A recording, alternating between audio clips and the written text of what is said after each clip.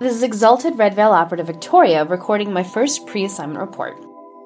I guess by now this really shouldn't be my first report, but I've just never seen the point to it. Why am I supposed to waste my time making these silly reports that no one will listen to? But alas, here I am. I got a transmission from Lotus telling me that I needed to rescue some Grineer from the Infested aboard a galleon. At first, I was confused because aren't we against the Grineer? Lotus then told me that they were defectors choosing a life without fighting. How noble. However, almost immediately after I accepted the mission, one of the highest-ranking Red Veils operatives contacted me and demanded I do my reports. I guess they finally noticed I wasn't doing them. Well, that's all I have to say. This is Victoria, signing out. I guess. Oh, yeah, and I'll be meeting up with my old friend Rojo for this mission. Okay, now I'm really signing out. The old ways speak of a cleansing fire. What just happened? We of the Red Veil must... This is Victoria, operative for the... Who am I kidding? I have no idea what the Red Veils stand for anymore. Sorry. Let me start from the beginning. The mission was a disaster. Everything was going so well. I mean, if you count barely surviving a few encounters from some Grineer Mannix courtesy of Ruck. That out of nowhere, after saving the 7th group of defectors, the Red Veils show up. I let my guard down and welcomed them because, at the time, Rojo and I could really use the help. The Infested were rapidly taking over the ship, growing in strength and numbers, and Ruck's attacks were becoming more and more frequent. But the Veil attacked the defectors. Against us to pay. They killed 2 of them before I finally realized they weren't listening to my orders to stand down. Me, an exalted Red Veil operative. I had to kill 3 of them before I could disarm them. You've become part Rojo sent out his Ashes clones to pin down the Veil's assassins. In an attempt to avoid more killing, I negotiated target. their lives for the defectors. They would go free and fight another day so long as the defectors lived.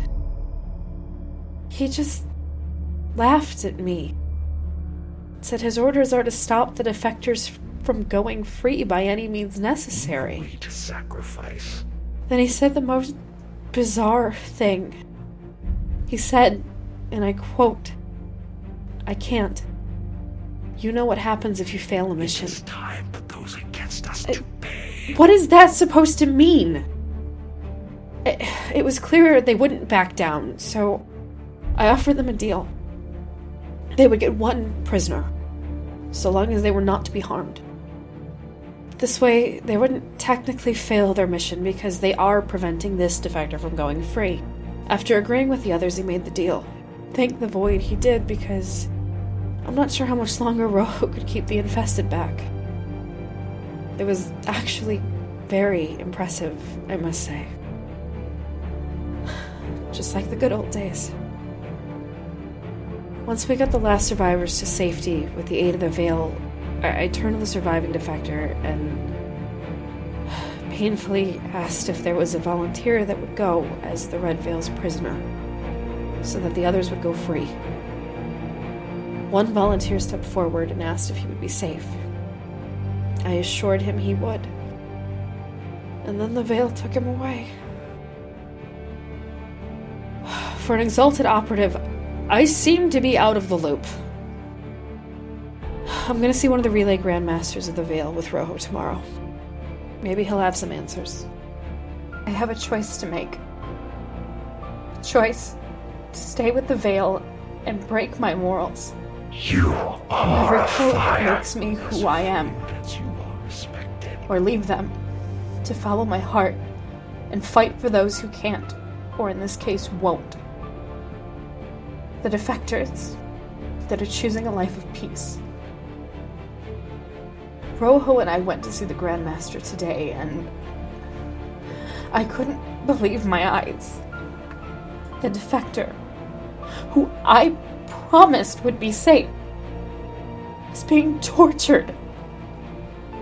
I ran over and was about to hit the release before the Grandmaster said, "Do not, if you value your lives." Speak of a cleansing fire. All the Veil operatives pulled out their weapons and had them fixed on both Rojo and I. Rojo was no friend of the Veil, and he most likely would have started blasting them away, no matter the consequences if he felt threatened. But I told him not to.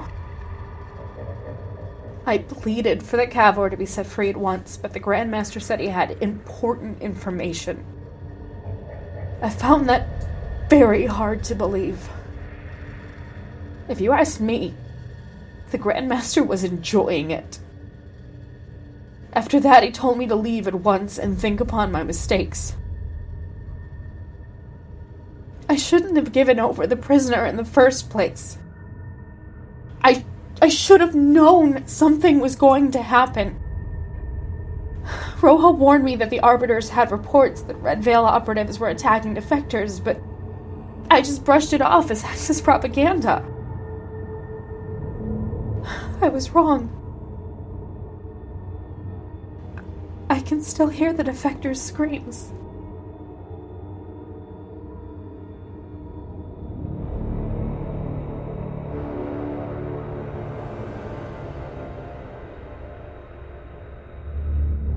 I've made my choice.